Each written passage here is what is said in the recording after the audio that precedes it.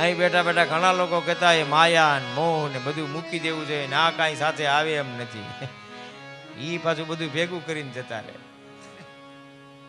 પેલા કોઈ મહાત્માને હું સાંભળતો બહુ સારી વાત કરી મહાત્માએ કે એક વક્તા મહોદયે 7 દિવસ સુધી બધાને કીધું બધું મૂકીને જતા રહેવાના છીએ, બધું મૂકીને જતા રહેવાના છે, અને હાથમાં દે ભેગું કરીને જતા રહ્યા.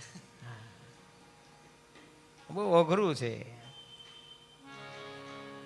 આશા અને તૃષ્ણાથી આપણું જીવન બંધાયેલું છે. કબીર સાહેબ કહે છે, મન મરે માયા મરે મર મર જાય શરીર, આશા તૃષ્ણા ના મરે કહ ગયે દાસ કબીર. આ મોહ છે.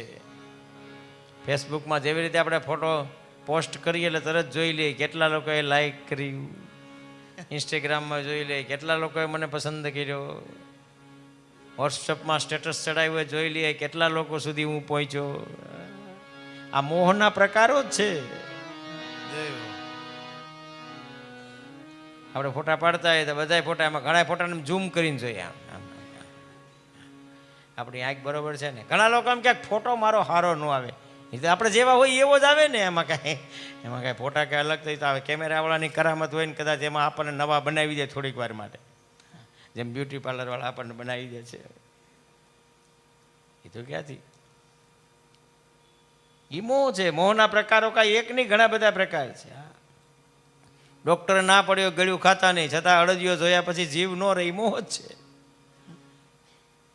પેંડો જોયા પછી એમ થાય કે ના 2 ખાઈ લઈ, પછી 2 ટીકડી ખાઈ લેશું ને, 7 દીનો સવાલ છે ને.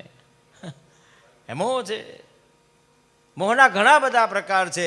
એટલા માટે અહીં કહે છે આ સંસાર અસાર છે, દુઃખનું કારણ છે.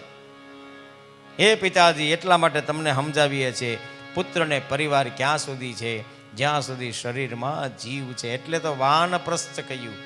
51, 52, 55, 57, ધીમે ધીમે ધીમે ધીમે ધીમે ધીમે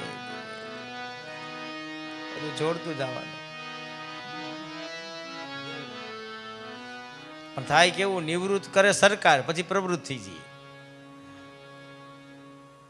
ઘણાની પાસે એવું સાંભળ્યું, સૌરસ આપણને નિવૃત્તિનો સમય હોય, ઘરમાં લોકોએ કહ્યું કે હવે તમારે કાંઈ કરવા નથી, તો આપણે શું કહીએ, એ થોડુંક કરીએ ને, હાથ પગ હાલે તો હાજર રહીએ. તો મંદિરમાં એ હાથ પગ હગલાય ને, એવું જરૂરી થોડું છે. ફેક્ટરીએ કે દુકાને જઈને બેસીએ તો જ આપણા હાથ પગ ચાલે.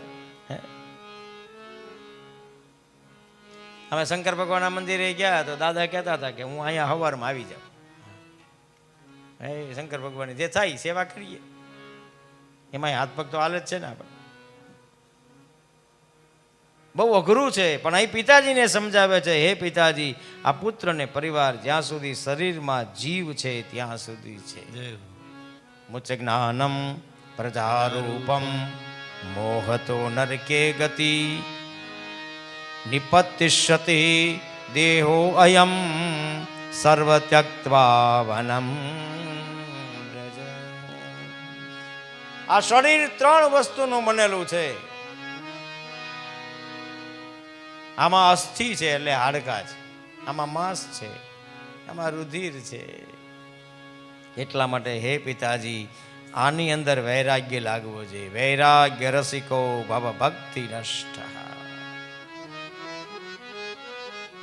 યાદ રાખજો વાલા, તમે સત્સંગ કરો છો, એ સત્સંગ તમને કેટલો પૈચો છે એ તમારે તમારી રીતે જાણવું હોય તો એટલું જ જાણી લેજો વાલા, કે કોઈ તમારું સન્માન કરતું હોય અને તમને એ ગમતું બંધ થઈ જાય તો સમજવાનું હવે તમને સંન્યાસ લાગ્યો છે. અઘરામાં અઘરું આ છે. પદ મળે, પ્રતિષ્ઠા મળે, પૈસા મળે, આ 3 વસ્તુ મળ્યા પછી આ તુચ્છ છે એમ ખબર પડી જાય. એટલા માટે શ્રેષ્ઠ હરિ છે એવો વિચાર આવે. 60 વર્ષ પછી આ વસ્તુ કરવાની, લોક ધર્મનો ત્યાગ કરવાનો, સ્વધર્મનું પાલન કરો. ભગવાને મને શેના માટે મોકલ્યો છે?